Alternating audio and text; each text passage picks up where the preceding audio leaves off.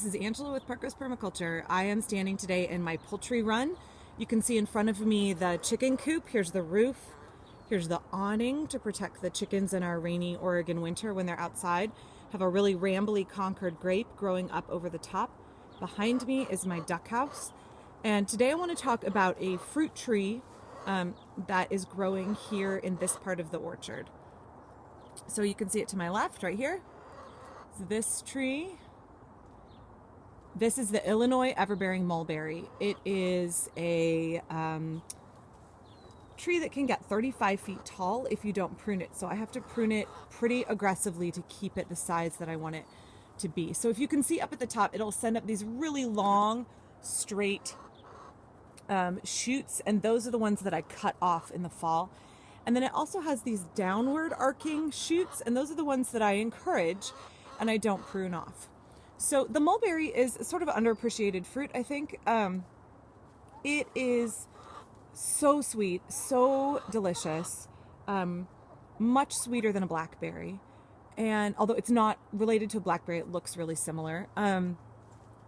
The tree itself, the leaves you can see right here, are very high in protein. And if you dry them and crush them and put them in your poultry feed, they're a really good supplement. I had read in permaculture forums that you can just cut the branches off and the poultry will eat the leaves. I found that they will only eat them if there's nothing else tasty down here in the run for them to chew on. So it's not their favorite food, but it is technically edible for them. And if you dry it and mix it with their feed, they will eat it. So let's go in for a closer look at this tree really quickly.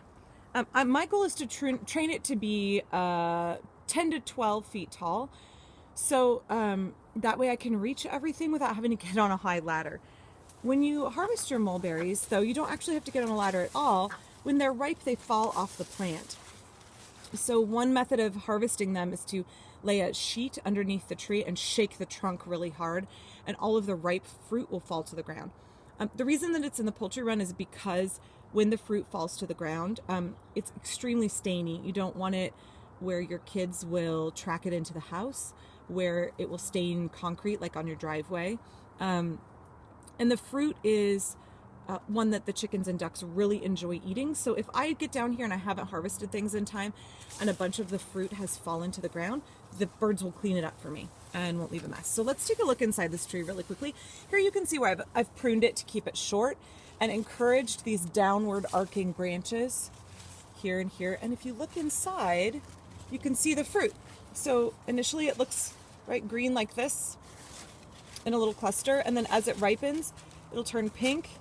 And then down in here, we have fruit that's almost ripe, and then I picked one earlier. This is what they look like. You can see what it does to your fingers. It's super stainy. It'll stain everything. And this berry, I'm just gonna eat it really quickly. It's like so sugary and sweet and delicious with none of the acidity of blackberry. So it'll produce these fruit in clusters, and they won't all ripen at the same time. So this one will probably be ready tomorrow, or I could eat it today, but if I wait till tomorrow, it'll be a little sweeter. And then it will continue ripening over a long period. It's called Illinois Everbearing because it will just keep cranking out the fruit for weeks and weeks and weeks.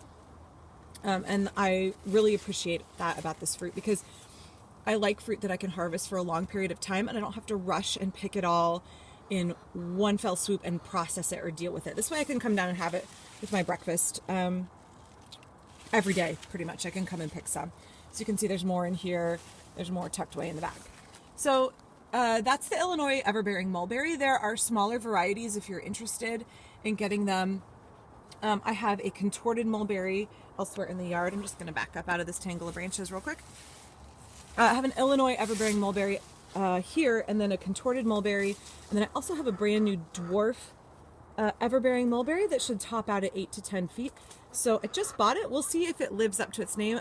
Generally, mulberries are a very vigorous plant, so we'll see if that stays small. I'll report in the future on whether it's a good garden plant for a small urban setting. This Illinois Everbearing, if you don't have space for a 35-foot tall tree and you want to keep it in a small garden like my garden, you're gonna have to keep after it and really prune it aggressively every fall and winter. And then also I prune it again in the summer. It gets a second pruning. All this new growth up here is going to get pruned off pretty soon because none of that has fruit on it. But overall, a delicious fruit, something you can't buy in the store because it's delicate, doesn't ship well, produces loads of fruit. A really worthwhile plant to have in your garden.